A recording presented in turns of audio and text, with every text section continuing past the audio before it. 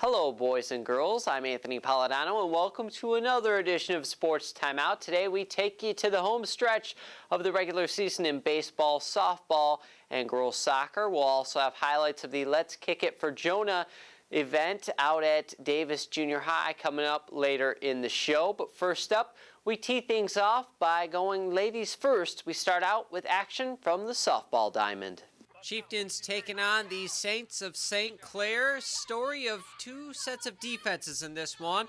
In the first, Jensen Foster here with a nice play in support of Lindsay Taylor. She robs Brittany Misiak, turns and guns and gets her. Katie Studnicki, well, she's her own defense at times, striking out Brianna Britz there.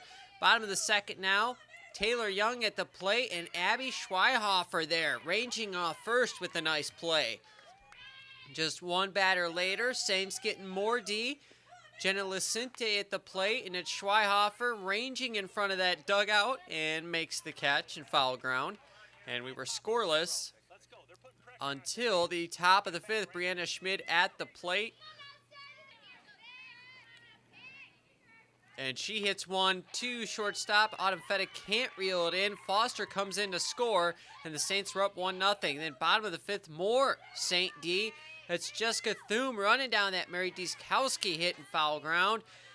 Katie Studnicki tried to hold the game tight as long as she could, but top of the seventh here, Schmidt and company breaks it open. The center fielder took kind of a taxi route to that ball. That's not the shortest distance between two spots as Schmidt comes around to score or drives in a run, and the Saints win it 4-0. 6 Utica errors in this one. Taylor throws a one-hitter with 3 strikeouts.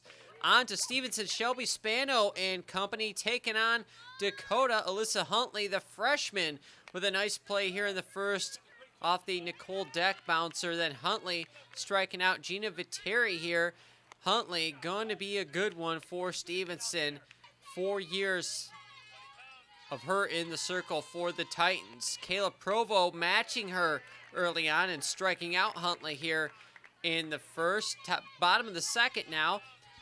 Shelby Spano on first. Jessica Berner gets down the sacrifice bunt. It's a good one. Does her job, and then Dakota tries to get Spano running to third. Spano pops up and heads home. Good base running there by the Titan outfielder. Titans take a 1-0 lead. Now, the bottom of the order gave the Titans fits in this one. Runner on second for Rachel Rakes.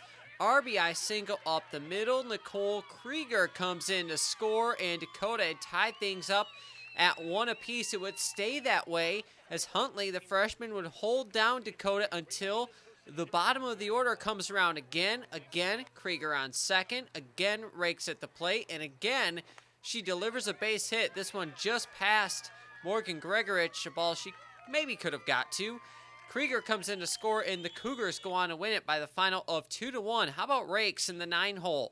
3 for 3, 2 ribbies, a steal, and a double. Krieger 2 for 3. Huntley was the only 5 hits she gave up. She takes the tough luck loss. Dan Barnabo and company taking on Utica. Lindsay Dodson in the circle. She'd have kind of an odd line in this one. Brittany Misiak here, leadoff hitter, doubles to left center.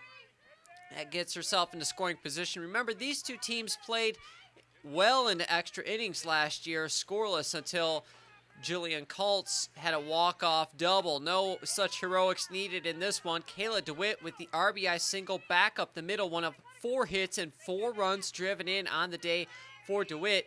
1-0 Chieftains. Then Katie Studnicki, who's much improved offensively this year with a clutch 2-out, 2-run single. And Utica was up 3-0 on Ford. Studnicki and DeWitt with the old strike him out, throw him out double play here in the bottom of the first as Autumn Fettig applies the nice tag. Bottom of the second now, more good Chieftain defense, much better than that St. Clair game. It's Taylor Young with the diving stab to rob Lindsay Schuler of a hit right there. Then About a little crazy play later on in the second.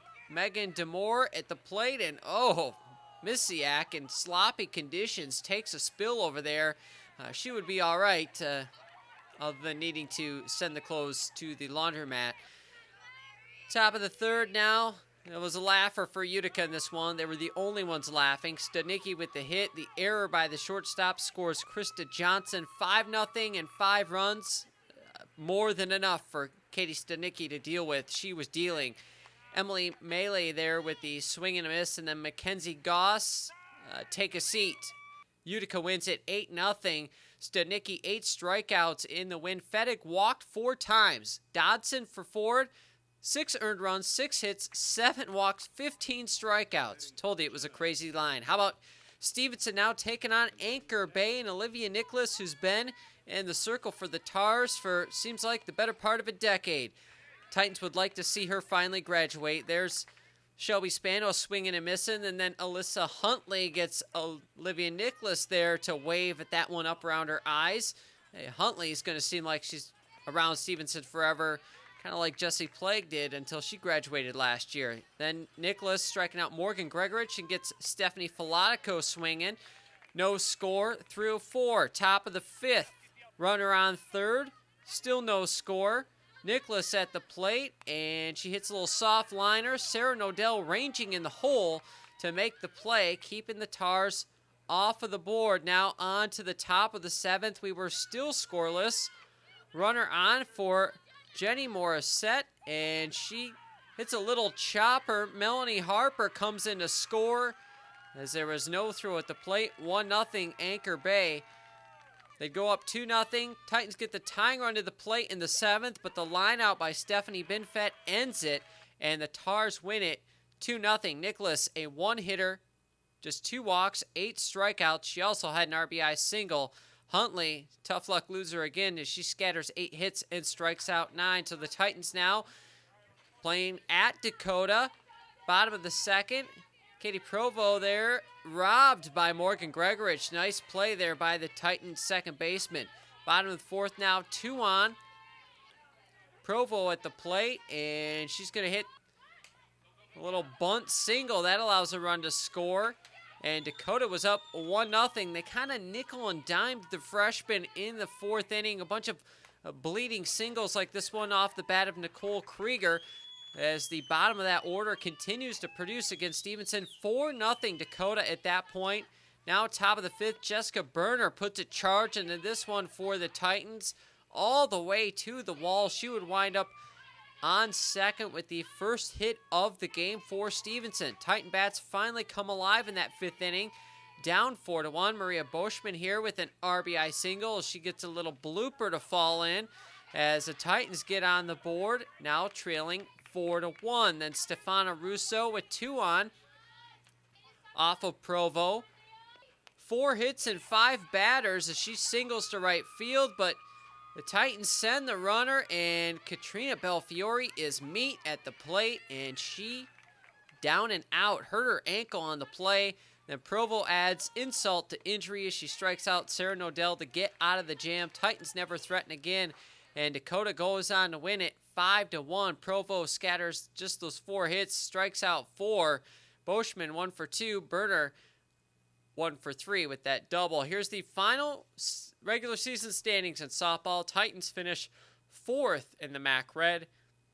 Utica finishes 3rd in the MAC White. Henry Ford the 2nd on the bottom. As for the MAC Gold, Warren Mott finishes 3rd. And in the silver, Sterling Heights, a winning record, but they finish 3rd in the silver. We continue to focus on the girls as we turn our attention to the home stretch of the 2010 girls soccer regular season. Al Velasco's team started out slow this year, but they were getting things going as the season went on.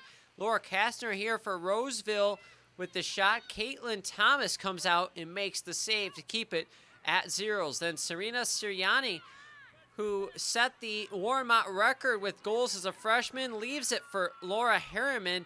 Harriman beats the Roseville goalie, who hardly moved on that play. 1-0 Al Velasco's Marauders up at the half. Second half, Mott playing hold on for dear life. Shelby Bicknell here beats Thomas, but it goes off of the post, and Ron Baller of the School of Coaches with great sports names, not happy with that.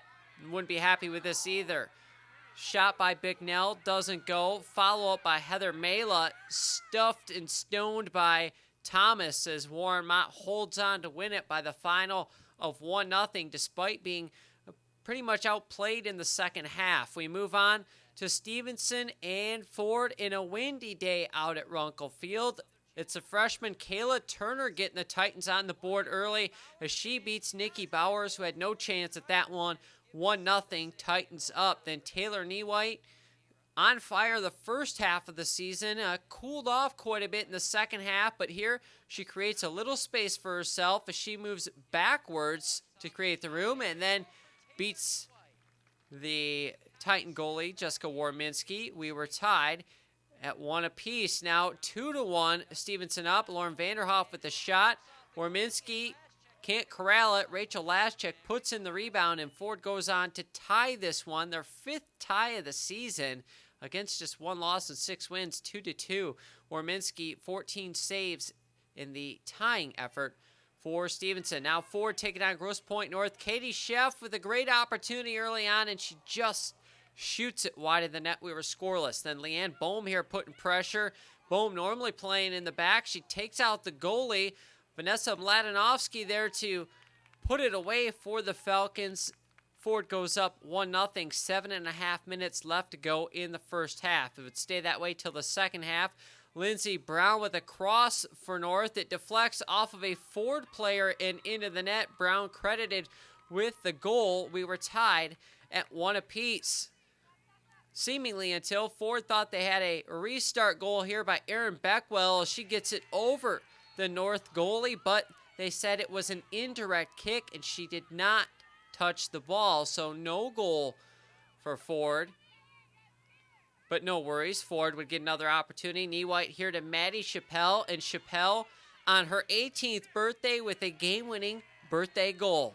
Happy 18th birthday, Maddie Chappelle, as Ford wins it 2-1 over North, who's last place in the division this year. Bowers 7 saves for the Falcons. So Ford then taking on a very tough opponent in Chippewa Valley. Pick up the action in the first half. Just 3 minutes in, Leanne Bohm from that sweeper position with a great ball ahead of Rachel Laschek, and Laschek puts it in the back of the net. Great shot there by the senior. Falcons with a quick 1-0 lead, but would not last for long because of Didi Devukai. Look at that. Great moves to get around Bohm. Then she beats Bowers. We were all tied up. It was her 32nd goal of the season, and then she gets her 33rd in the second half on a restart. A laser. Bowers never had a chance at it. 33 goals at that point in the season for the junior Devukai. 2-1. Chippewa Valley wins it over Ford. Both goalies with 8 saves apiece. Now Sterling Heights taking on Alex Clues and Sterling Heights taking on Lakeview. In the first half, it's Clues to Becca Spaeth. Spaeth going to get it ahead to Haley Hilliard, who's a very improved player this year. Hilliard with the finish, and the Stallions had tied things up with the Huskies at 1 apiece. Now down 2-1. It's Hilliard at it again hooking up with Spaeth as she leaves it for Spaeth, who's coming right down the middle, and Spaeth with a beautiful shot into that corner of the net, and Sterling Heights had tied Lakeview 2-2 at the intermission. Second half, Clues on a restart. Great ball. Gina Horner almost with the save, Spaeth almost with a goal, and then Hilliard almost with another goal. We stay tied at 2 apiece until Paige Hall sends this ball ahead for Christina DeMatti. DeMatti turns on the Jets, and the long-legged underclassman with the beautiful shot on net. 3-2. Sterling Heights takes the lead, and then they get a big assist here late from one of their defenders. Jessica Langer with the shot as she beats Jennifer Frage. But look at Sam Hilliard closing and making the non-goalie save right there to preserve a 3-2 win as Sterling Heights gets the victory. 12 saves for Frage. Horner 21 saves in defeat as both Spaeth and Hilliard a goal and an assist apiece. Final standings, Ford finishes third in the MAC Red. Stevenson finishes fifth. And in the MAC White, Utica, their first winning season guaranteed under Dave Moran as they finish in fourth. Sterling Heights finishes in sixth place. And one more division to look at. We have the MAC Gold. Warren Mott winds up finishing second place in that division to Warren Woods Tower. Time for a break here on Sports Timeout. When we come back, highlights of the regular season home stretch in baseball, and we go out to Davis Junior High for a special fundraiser. Stay tuned. Migrating flocks of songbirds have been reduced by half. You can go online to arborday.org to learn more about rainforest rescue and to find out which trees to plant where you live, so our songbirds have a home in the summer and the winter too.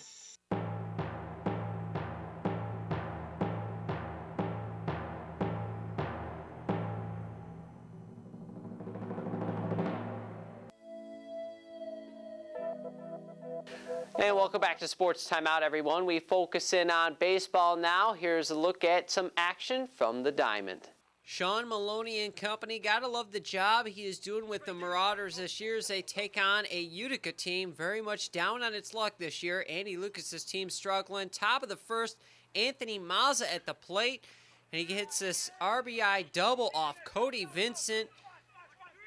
Chieftains take a 1-0 lead. Then Vincent here going to rally. Vincent having a great year for Warren Mott. He strikes out Kyle McKenna swinging there. Now, bottom of the second, David Idziak. Remember him? He was the hero to the Utica's opening round playoff game in basketball. Facing Vincent. Vincent gets one up in that sun, and Warren Mott, a very tough place to play outfield at in the afternoon, goes as an RBI double as Alex Kanaya comes in to score to cut the lead down to 2-1. Then Ben Filliman, one of the top hitters in the county, delivers with that RBI single. We were all tied at 2 apiece. Then Alex Kanaya here appears to have hit a flyout, but Matt Tadji, well, Utica season and a microcosm. He drops it. Another run comes in to score as Filliman makes it a 3-2 ball game. Then Vincent getting a little help from his defense here. Scott Anderson at the plate. Joe Asbury, the long Joe Asbury, able to reach out and snare that one. Top of the seventh now, Anthony Fada with the single, and Anthony Parker comes up gunning, gets the runner coming to the plate. It's a dead duck as we were still tied at 3 apiece. On to the top of the eighth. Suicide squeeze attempt for Utica. Balls in the dirt. Great dig by Alex Kanaya, who's having an outstanding season for the Marauders as the runner is hung out to dry. Sean Maloney fired up. Great play from his catcher. Now he just needs the offense to wake up and bring home the victory. And they would do just that. Dylan Corbett at the plate with 2 out. Alex Kanaya at the plate first. And, well, more trouble for the Chieftain fielders as Kanaya going to wind up on second after the Shane Van Fletteren error. Then Dylan Corbett. That was just foreshadowing earlier.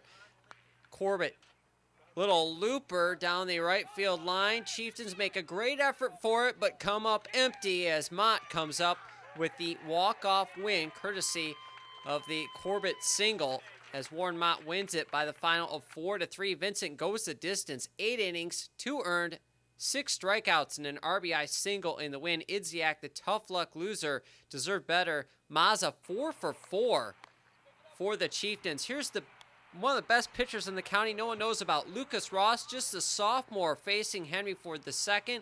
But first, they need a little run support. Try to get it here. Tyler Togweiler here with the little blooper. Mackenzie Forsyth with a nice play and dive in support of Jordan Drum. We were scoreless. Ross now with a 1-1 game. Gets Scott Taylor, who's one of the top power hitting players in the county there looking. And then going to get Robert Reed here a little later. Ross goes the distance in this one. He got just enough offense to support him. Jordan Drum on the hill. Corbett at the plate. Laces an RBI single here in the top of the 6th to left center. Run comes in to score, and Warren Mott up 3-1. They go on to win it 5-1. Ross, a 3-hitter with 1 earned run and 11 strikeouts in the win as Warren Mott improves to 15-7.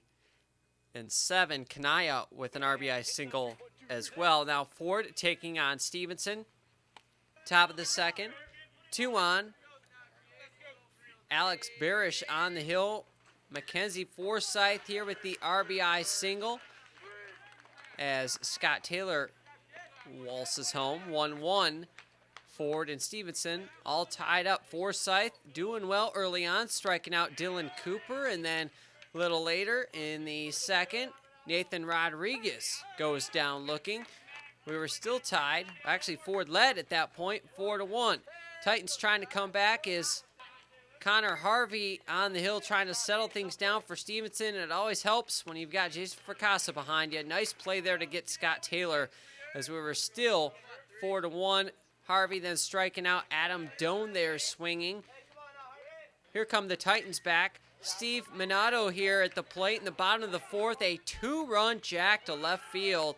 And Stevenson had come back and tied up the game at 4 apiece. Now 1 inning later, 2 on again for the Titans. Ryan Stoll on in relief for Henry Ford II. And it's Harvey at the plate trying to help out his own cause now. And Harvey delivers with his bloop single. Just falls in back a shortstop.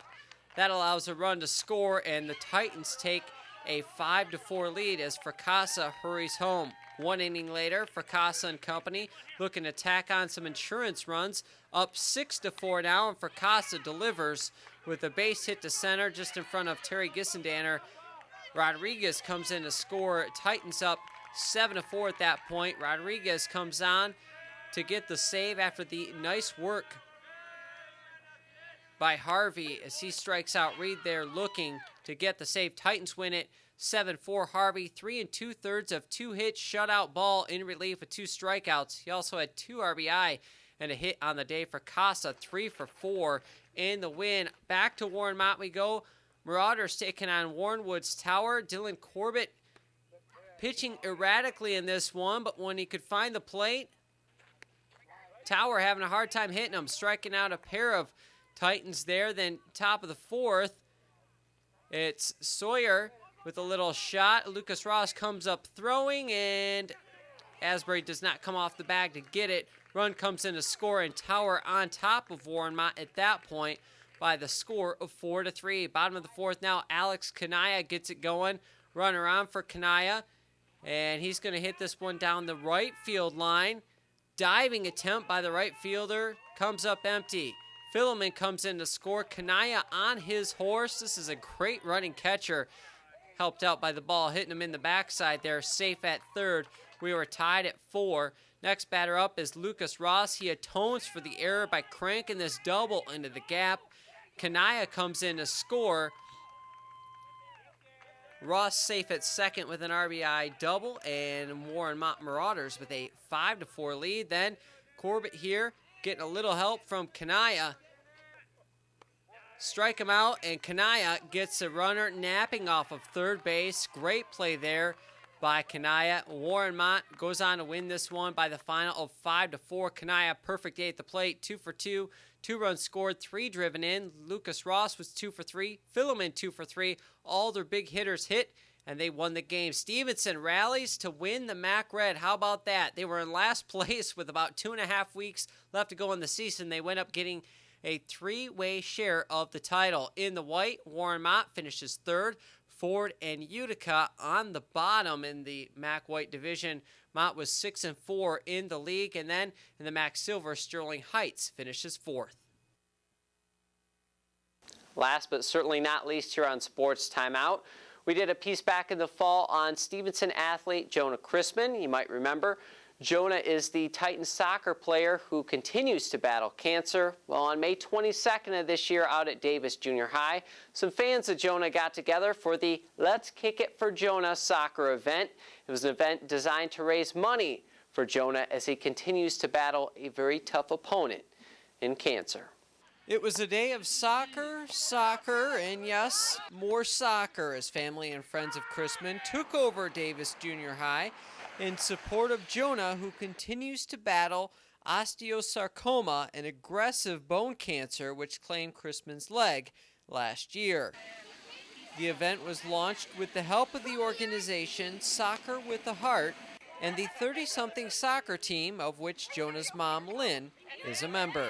I play on a women's soccer team, 30-something, and they wanted to do something to kind of help us out, support Jonah and our family through our tough battle, and support us. So they came to me and talked to me and said they wanted to do some kind of fundraiser, and what better fundraiser than a soccer one, because Jonah's a big soccer player and has been playing since kindergarten.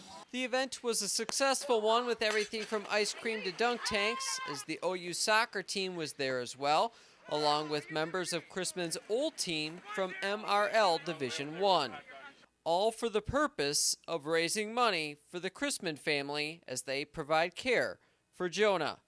It's been tough, especially if you go out of state. In state, we're lucky that Michigan offers a secondary insurance through the Children's Health Services. That helps a great deal, but when you got to leave Michigan, we've been to Chicago and we've been to Houston, and we're very fortunate that we have insurance for the first line, but they don't cover everything, and cancer is expensive, treatments are expensive, and when you're in there for the long haul, it's very, very tough. Mayor Richard Noddy was on hand and helped kick off one of the day's big draws as the SHPD and the SHFD played in a soccer match.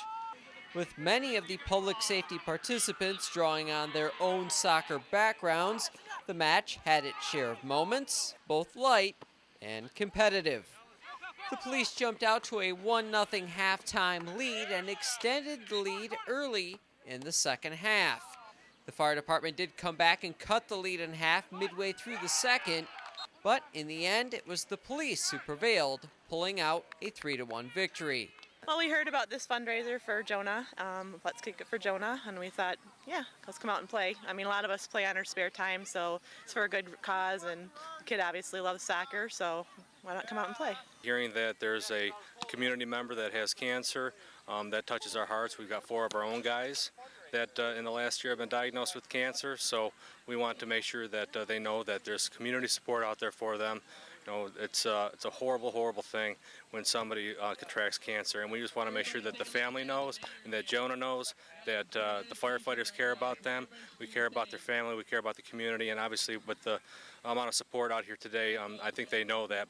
Quite a crowd here. People are donating, spending money, and just I guess trying to help the family and Jonah, give him support, and makes him feel good, and I guess that's what we're all doing here. I have read where families, their support tends to drop off after a while, whether it be family or community, and we've been at this for 2.5 years, and we've got just as strong a support as the day that we started this battle. So very heartwarming to see everybody here, and we've got school mates, teachers here. We've got soccer people that, soccer teammates of Jonah's here. I've got people that I grew up with that are here. I mean, we've just got support from everybody.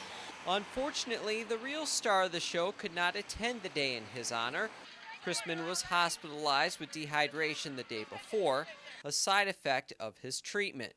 Nonetheless, he and his family were appreciative of the support, as approximately $15,000 was raised on that day, needed as Jonah fights on, having recently been diagnosed with 3 new tumors. He's hanging in there. He just knows we don't dwell on the news we get. We just put our next foot forward and concentrate on what our next treatment is. We don't have time to dwell on the bad news. And if you were unable to make it out to that event and would like to help Jonah in his battle against cancer, you can find out how to donate by calling the number below. And that wraps it up for this edition of Sports Timeout. Remember, you can order a copy of this show or any of our other programs here on SHTV by calling 586-446-2494. On our next edition of the show, we'll be talking spring playoffs. Thanks for watching. See you next time.